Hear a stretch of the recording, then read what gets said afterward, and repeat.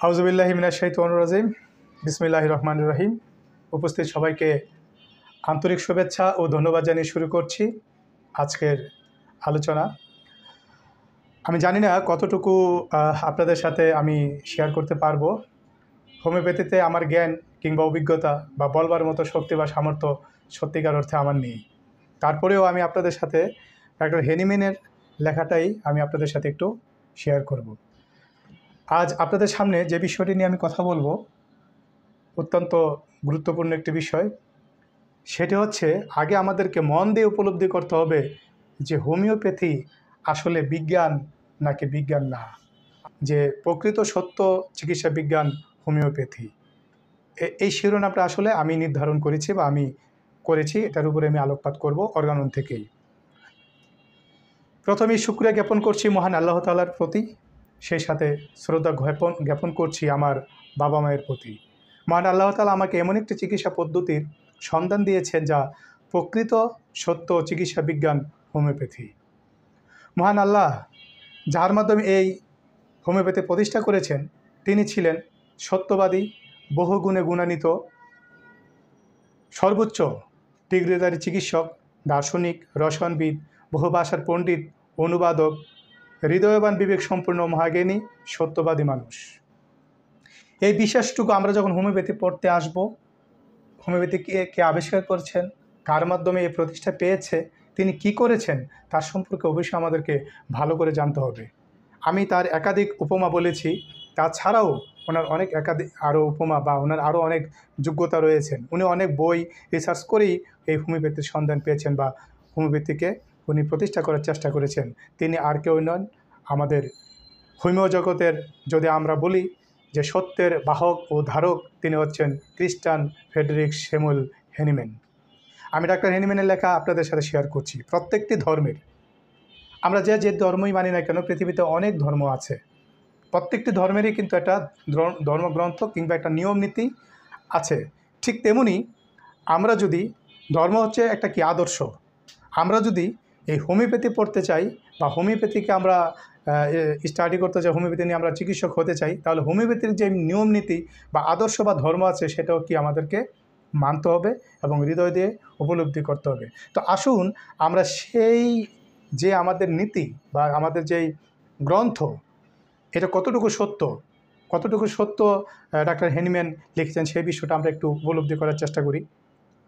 প্রত্যেকটি ধর্মের মূল কথা জানার জন্য যেমন স্ব ধর্মের গ্রন্থগুলি জানা প্রয়োজন, ঠিক তেমনি মানুষের সর্বাপেক্ষা মহামূল্যবান সম্পদ জীবন ও স্বাস্থ্য নিয়ে যার কাজ সে চিকিৎসা সম্পর্কে জানতে ডাক্তার হেনিম্যান কর্তৃক রচিত অর্গানন অফ মেডিসিন গ্রন্থটি পরে বুঝে হৃদয়ঙ্গম করে বিশ্বাস করা একান্ত আমাদের কি প্রয়োজন। একজন হোমিওপ্যাথি চিকিৎসক হতে হলে এর কোনো বিকল্প নেই, এর বাইরে যাওয়ার কোনো সুযোগ নেই। আমাদেরকে মানতে হবে যে এই বিষয়টা এবং এই গ্রন্থটা সত্য। হেনিম্যান বারবার সত্য বলে যখন প্রতিষ্ঠিত হয়েছে এবং সার্বজনীন, আপনি যদি সেটা হেনিম্যান ওখানে যে কথা বলেছেন, আপনি যদি সেই জিনিসটা প্রুভিং করতে চান, আপনি নিজেও যদি করেন, আপনি সত্য বলে প্রমাণিত পাবেন। তো অর্গান অফ মেডিসিন গ্রন্থের প্রথম সংস্করণের ভূমিকায় ডাক্তার হেনিম্যান বলেছেন, চিকিৎসা শাস্ত্রের মতো অন্য কোনো শাস্ত্র এত অনুমানমূলক নয়। আমরা যে চিকিৎসা করি, এই যে আমাদের যে চিকিৎসা ব্যবস্থা আছে, প্রত্যেকটাতে কিন্তু আমরা পরীক্ষাই করে যাচ্ছি, ক্রমান্বয়ে গবেষণা করেই যাচ্ছি। অনুমান মানে আজকে এটা হচ্ছে, পরে আবার এটা চেঞ্জ হয়ে যাচ্ছে। আপনি দেখবেন অ্যালোপ্যাথি বলেন, আয়ুর্বেদ বলেন, অন্য কোনো পদ্ধতিতে বলেন, একটা মেডিসিন আসছে এই রোগের জন্য, আবার সেটা চেঞ্জ হয়ে যাচ্ছে। কিন্তু হোমিওপ্যাথিতে চেঞ্জ হচ্ছে না। সে 200 বছর আগে যে একুনেট তৈরি হয়েছে, এখন সেই একুনেট, সেই পাওয়ার, সেইভাবে সেই গাছটা যেখান থেকে যেভাবে সংরক্ষণ করে সেটা তৈরি করা হয়েছে, এখন সেই জিনিসটাই কিন্তু আছে। তাহলে সকল যুগে এই কথাটি সর্বজন স্বীকৃত। অতএব যার উপর মানব জাতির মহামূল্যবান সম্পদ স্বাস্থ্য নির্ভরশীল, তাহার ভিত্তি কতটুকু সুপ্রতিষ্ঠিত তাহা জানার অনুসন্ধান করার দাবি কাহারও কম নয়। 1810 সালে তিনি বলেন, আমি মনে করি এই গুরুদায়িত্ব আমার উপর অর্পিত হয়েছে। ডাক্তার হেনিম্যান অত্যন্ত দৃঢ়তার সাথে তিনি বলেছেন যে এই যে চিকিৎসা শাস্ত্র, এ নিয়ে যে বিভিন্ন টালবাহানা, বিভিন্ন গবেষণা, এ যে বিভিন্ন অনুমান নির্ভর অনেক কিছু চিকিৎসা বা মেডিসিন অ্যাপ্লাই করা হয়, বা উনি যে হোমিওপ্যাথিতে আসছেন, উনি কিভাবে আসছেন, উনি ডাক্তার ক্যালেন্ডার ম্যাটারিমেডিকা যখন অনুবাদ করেন, তখন কিন্তু উনি এই সিনকোনা আমরা যে ওষুধটা ব্যবহার করি, হ্যাঁ, সেটার উনি পেয়েছিলেন। তো সেখান থেকে, এবং উনি যেহেতু একজন এমডি ডিগ্রিধারী ডাক্তার ছিলেন, উনি বিভিন্ন হসপিটালে, সরকারি হসপিটালেও চাকরি করেছেন, উনি দেখেছেন যে আমি একটা ওষুধ একটা রুগীতে অ্যাপ্লাই করি, কিছুদিন রুগীটা ভালো থাকেন, পরবর্তীতে দেখা গেছে যে সেই লক্ষণ সহ আরও নতুন আরও অনেক লক্ষণ নিয়ে রুগী আবার আমার সামনে আসতেছেন। তাহলে তো রুগী ভালো হচ্ছে না, ডে বাই ডে রুগী আরও খারাপের দিকে যাচ্ছে। কেন যাচ্ছে? সেই উপলব্ধি বোধ থেকেই কিন্তু উনি এই হোমিওপ্যাথির দিকে ধাবিত হয়েছেন। তো সেজন্য বলছেন যে এই যে চিকিৎসা পদ্ধতি সংস্কার বা এখানে এসে ভালো কিছু করা বা সত্যের যেই বার্তা দেওয়া, এই দায়িত্বটা মনে হয় যে সৃষ্টিকর্তা বিধাতা আমার উপরে অর্পণ করেছেন, সেটা আমাকেই করতে হবে। বর্তমান যুগে আমি একমাত্র ব্যক্তি যে সুগভীরভাবে সত্য অনুসন্ধান করে বিশ্বাসের ফলস্বরূপ লিখিতভাবে কিছু আমার নামে কিছু বেনামে প্রকাশ করেছি। তাহলে উনি কতটুকু সত্যবাদী বা সত্যের সন্ধান পেয়েছেন? না পেলে কি কথা বলতে পারতেন? বেনামে কেন বলছেন? ওনার আমলে যখন উনি কোনো কিছু লেখা প্রকাশ করতে চাইতেন বিভিন্ন পত্রপত্রিকায় বা নিবন্ধ ইয়াগুলোতে, আর্টিকেলসগুলোতে, তখন ওনার উপর অনেক নির্যাতন করা হতো। সেজন্য উনি কিছু বেনামে প্রকাশ করতেন, ওনার নামেও কিছু করতেন, বেনামেও করতেন।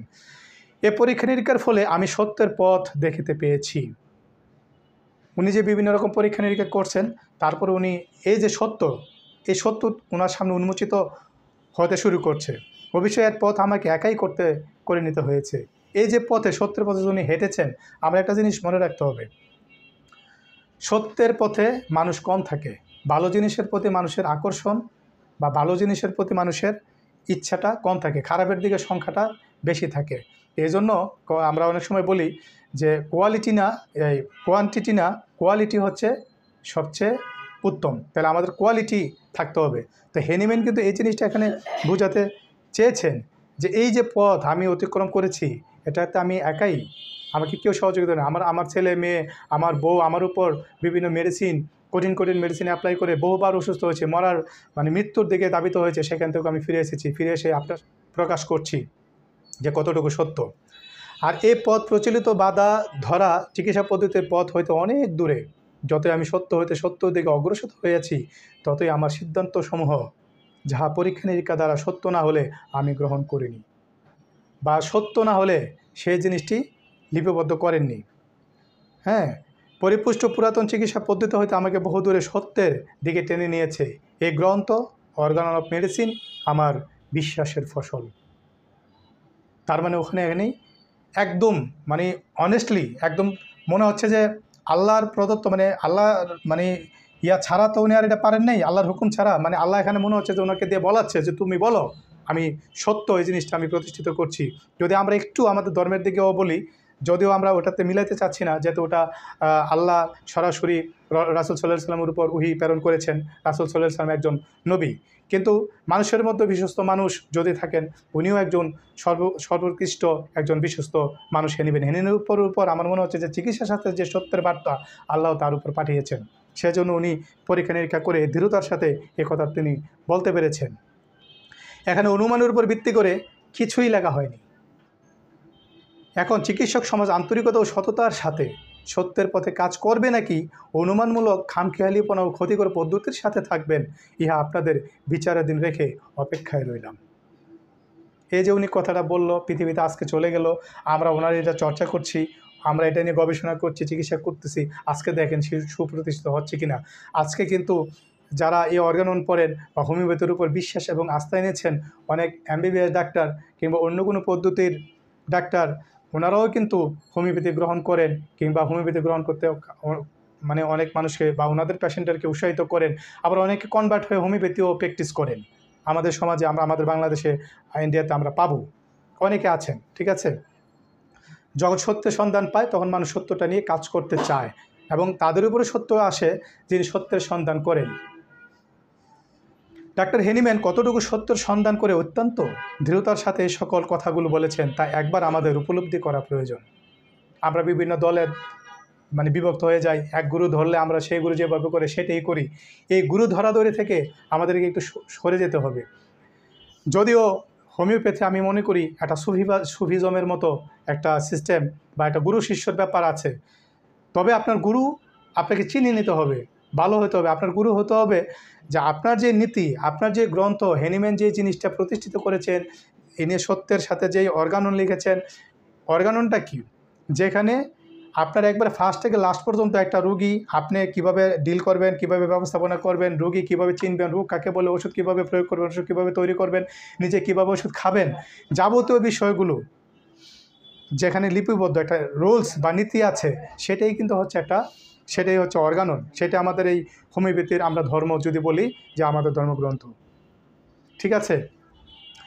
তো আমি মনে করি শুধু যারা হোমিওপ্যাথির সাথে সংশ্লিষ্ট তারা নয়, সকল চিকিৎসক এবং মানুষ অন্তত একবার গল্পের বই মনে করে হলেও অর্গানন অফ মেডিসিন বইটি পড়া উচিত। এটা আমি সবাইকে বলছি।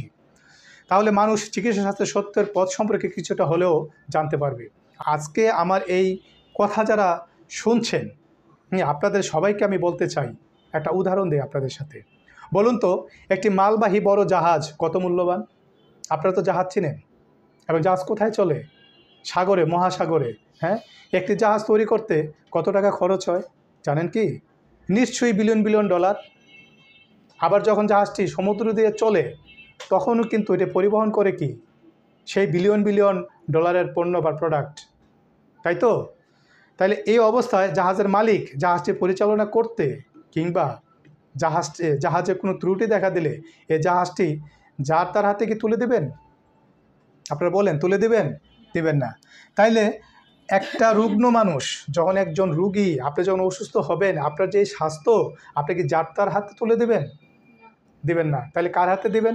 এই স্বাস্থ্য সম্পর্কে সাধারণ, অসাধারণ এবং আপনাকে ভালো করার সম্পর্কে, আপনি অসুস্থ কীভাবে হয়েছেন এই সম্পর্কে যিনি ভালো জানেন, আপনাকে সুস্থ করতে পারবেন, ঠিক এমন একজন চিকিৎসকের হাতেই কিন্তু আপনারা তুলে দেবেন। কারণ আপনার এই যে শরীর যন্ত্র বা মন, আপনি ওই জাহাজ আসছে কোনো অংশে কিন্তু আপনি কম না, আপনিও বিলিয়ন বিলিয়ন ডলারের মানে একজন পার্সন, মানে আপনিও বিলিয়ন বিলিয়ন ডলার।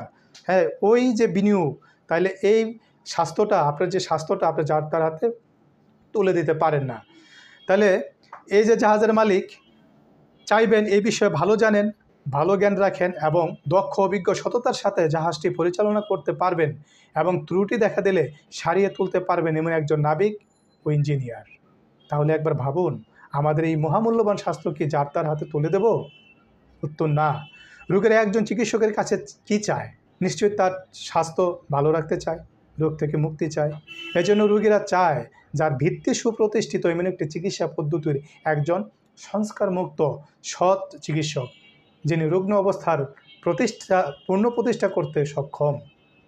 প্রত্যেকটা রুগী দেখবেন, আমার কাছেও যদি আসে, আপনার কাছেও যদি যায়, তারা চিকিৎসা করবে আপনার পড়াশোনা কি, আপনার এই বিষয়ে অভিজ্ঞতা আছে কিনা, আপনি এই বিষয়ে রুগী দেখে রুগীকে ভালো করেছেন কিনা, কতদিন সময় লেগেছে, হ্যাঁ, ওষুধ এবার আপনার ওষুধ খেয়ে তার অসুবিধা হবে কিনা, সে অন্য কোনো ঝামেলা পড়বে কিনা, অনেক কিছু জেনে শুনে বুঝে কিন্তু আপনার কাছে আসে। আর আপনি যদি সেই রোগ সম্পর্কে, সেই রুগীর সম্পর্কে আপনি বিস্তারিত না জানেন, তাহলে সেই রুগীকে আপনি দৃঢ়তার সাথে বলতে পারবেন না যে এই বিষয়ে আমি আপনাকে সারিয়ে তুলতে পারবো, বা আপনি এই কারণে অসুস্থ হতে পারেন, আমি এইভাবে যদি আপনাকে পরিচালনা করি, আপনি যদি আমার এই কথাগুলো মেনে চলেন, তাহলে আপনার স্বাস্থ্য পুনঃপ্রতিষ্ঠা হবে বা আপনি আগের মতো সুস্থ হয়ে যাবেন। আমি চাইলেই কিন্তু পারি হোমিওপ্যাথির একজন গর্বিত, সত্য, প্রকৃত চিকিৎসা বিজ্ঞানের সেবক হতে। যেখানে অর্গানন অফ মেডিসিন গ্রন্থের 2য় অনুচ্ছেদে ডাক্তার হেনিম্যান বলেছেন, সত্তর মানে সত্তর তো বলছেন, মানে দ্রুত, হ্যাঁ দ্রুত, স্বাচ্ছন্দ্য কি, মানে কোনো রকম ব্যথা বা কোনো রকম কষ্ট ছাড়া স্থায়ীভাবে, মানে একেবারে পার্মানেন্ট, হ্যাঁ, আমরা যেটা বলি আরোগ্য, হ্যাঁ, আরোগ্য স্থায়ীভাবে স্বাস্থ্য ফিরিয়ে আনাই আরোগ্যের চূড়ান্ত আদর্শ। আমরা যে আরোগ্য বলতে যাই যে ভালো, তাহলে আমাদেরকে যে কাজটা করতে হবে সেটা হচ্ছে স্থায়ীভাবে তার যে আগে যে স্বাস্থ্যটা ছিল রুগীর, সেখানে আমাদেরকে ফিরিয়ে নিয়ে আসতে হবে। এটা হচ্ছে হোমিওপ্যাথির যদি বলি মূল বাণী। সব অপেক্ষা নির্দোষ মানে কি? সাইড ইফেক্ট আমরা যেটা বলি, ওষুধ খেতে গিয়ে তার অন্য কোনো সমস্যা না তৈরি করে, হ্যাঁ, উপায় সহজ, আংশিক নয়, এবং সেটা আংশিকভাবে নয়। হ্যাঁ, একজন একটা ফোড়া হয়েছে, খালি ফোড়ার অল্প একটু ভালো করে দিলাম, 2 দিন পর আবার ফোড়া হয়, ওখান থেকে আবার পুঁজ আসতেছে, এটা কিন্তু স্থায়ী আরোগ্য নয় বা ভালো আরোগ্য নয়, এটা আংশিক। সম্পূর্ণরূপে আমাকে আরোগ্য করতে হবে। এটা আর থাকবে না, উনি মনে করতে পারবে না আমার হাতে একটা ফোড়া ছিল, মানে জানবে না, উনি কখন হয়েছিল ভুলে যাবে সেটা। সেভাবে আমাদেরকে তার পূর্ব স্বাস্থ্যে ফিরিয়ে আনতে হবে। আনাই হচ্ছে আদর্শ আরোগ্য। তো এই কাজটা যদি না করে হোমিওপ্যাথিতে, তাহলে হ্যানিম্যান কি বলতে পারতেন? হ্যানিম্যান তো হাজার হাজার রুগী দেখে এই কথাটা বলেছেন যে স্থায়ীভাবে সম্পূর্ণরূপে আরোগ্য হয়। তাহলে আমরা কি বলতে পারি না যে হোমিওপ্যাথি হচ্ছে একটা প্রকৃত চিকিৎসা বিজ্ঞান? সাবধান করিয়ে দিতে চাই। এবার উনি একটা ধামকি, একটা ধমক দিচ্ছেন। কাদেরকে?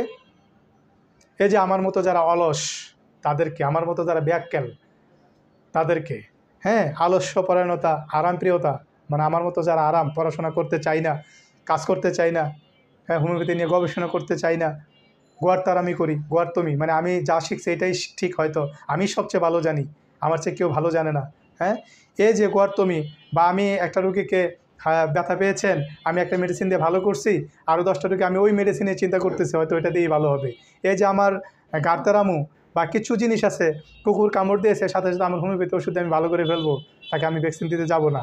হ্যাঁ, এই ধরনের যেই আমি গোয়ার্তামি করব, সেটার কথা বলা হয়েছে তাদেরকে। এরকম মনোভাব থাকিলে সত্যর সেবক হওয়া যায় না। কথাটা আমি আরেকবার বলি, হ্যানিম্যান কি বলছেন? তিনি বলছেন আমি সাবধান করে দিতে চাই তাদেরকে, আলস্যপরায়ণতা, আরামপ্রিয়তা, গোয়ার্তমি মনোভাব থাকিলে সত্যর সেবক বা মানে সত্যের সন্ধান পাওয়া যায় না বা সেবক হওয়া যায় না। তাহলে আমাদেরকে কি করতে হবে? পরিশ্রম করতে হবে, কঠোর কঠোর পরিশ্রম করতে হবে সত্যের অনুসন্ধান করার জন্য।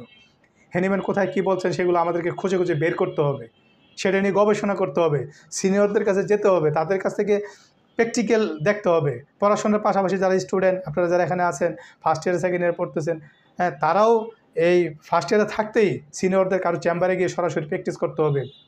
কলেজে যেই এই আউটডোর রয়েছে, স্যারদের সাথে কথা বলে ওনাদের সাথে সাথে থাকতে হবে। কলেজে গিয়ে স্যারদেরকে বিভিন্ন রকম প্রশ্ন করতে হবে, তাদের সাথে কাজ করতে হবে। তাইলে আপনি হোমিওপ্যাথির ধারক বাহক বা সত্যের সন্ধান আপনারা পাবেন। শুধুমাত্র কুসংস্কার হইতেই মুক্তির দৃঢ় প্রতিজ্ঞা, অক্লান্ত পরিশ্রম, উৎসাহ উদ্দীপনায় মানুষের পবিত্রতম যুক্তিগুলোকে গুণান্বিত করতে সক্ষম।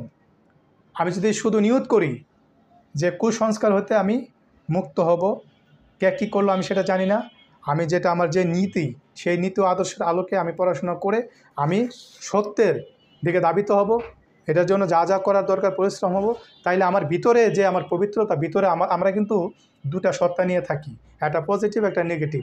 একটা হচ্ছে আমরা যদি বলি একটু বাউল প্রকৃতিদের মতো, বা যারা সাধনা করেন সাধক তাদের মতো, আর একটা হচ্ছে আমাদের উজ্জীবিত, আর একটা হচ্ছে কি দমিত। আমাদের দুটা আছে, রিপু। আমরা যদি জাগ্রত করতে পারি, তাহলে ভিতরে যে মহান সত্য সেটা প্রকাশিত হবে, তখন আমরা সত্যের সন্ধান ঠিকই পারব। তো এর চিকিৎসা বিজ্ঞানী এরূপ মনোভাব নিয়ে চিকিৎসা সেবায় নিয়োজিত হবেন, তিনি নিশ্চয়ই মহান সৃষ্টিকর্তার সেবা করেন, যিনি সত্যের সাথে এবং রোগীদেরকে প্রতারণা ছাড়া রোগীদের সাথে তার সত্যের যে বিষয়গুলো, তার কাছ থেকে তার গোপনীয়তা প্রকাশিত, তার যাবতীয় বিষয়গুলো নিয়ে যখন তাকে আপনি সুপরামর্শ দিতে সক্ষম হবেন, এবং উনি যদি আপনার দ্বারা আরোগ্য লাভ করে, এবং আল্লাহ রাব্বুল আলামিন কিন্তু আপনাকে যাকে আরোগ্য করতে চান আপনাকে দিয়ে সেই সুপ্রতিষ্ঠিত বিষয়গুলোই কিন্তু আপনাকে দিয়ে করাবে, আপনি সেটাই করবেন। যদি করে তিনি ভালো হন, তাহলে আপনি কার সেবন করলেন, কার সেবাটা করলেন? সৃষ্টিকর্তারই করলেন। কারণ সৃষ্টিকর্তা মানুষের সৃষ্টি করে উনি তো বলেছেন যে মানুষ হচ্ছে আশরাফুল মাখলুকাত, সৃষ্টির সেরা। তার মানে এই যে সৃষ্টির সেরা মানুষকে আপনি সেবা করতে গেলেন, তার মানে আপনি আল্লাহর আদর্শ, আল্লাহর যে আদেশ সেটা আপনি পালন করলেন। সৃষ্টির মধ্যেই আপনি স্রষ্টাকে পাবেন। ঠিক আছে? তার সৃষ্ট মানব জাতিকে রুগ্ন অবস্থা হইতে রক্ষা করিতে সহায়তা করেন, তিনি নিশ্চয়ই আল্লাহ সৃষ্টিকর্তার কৃপায় ধন্য হবেন। তাহলে আমরাও কী হব? আল্লাহর রহমতে আমরাও ধন্য হব। আল্লাহ আমাদের উপর তার যে ভালোবাসা, তার যেই মায়া মহব্বত, সেটাও আমাদের উপর প্রেরণ করবেন। পরিশেষে বলতে চাই, স্বামী বিবেকানন্দ বলেছেন, জীবে প্রেম করে যেই জন, সেই জন সেবী সেই ঈশ্বর। তাইলে আমি যদি জীবকে ভালো করি, জীবের সাথে আমি ভালো ব্যবহার করি, তাকে সত্যের পথে ধাবিত করি, তার চিকিৎসা স্বাস্থ্যটাকে আমি সত্যের দিকে নিয়ে আসতে পারি, তাহলে আমি ঈশ্বরকেই সেবা করব। সেবা করা হয়।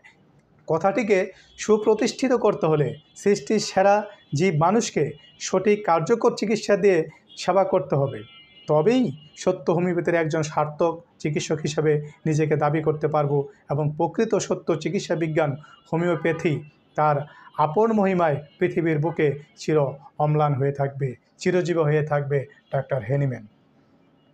সর্বশেষে কৃতজ্ঞতা প্রকাশ করছি যিনি এটার বাংলা অনুবাদ করেছেন, ডক্টর হরিমোহন চৌধুরী। আর আমি আমার ভুল ত্রুটির জন্য সকলের কাছে ক্ষমা চাচ্ছি। দেখা হবে পরবর্তী আবার নতুন কোনো আলোচনায়। আজ এ পর্যন্তই। ধন্যবাদ সবাইকে। আসসালামু আলাইকুম।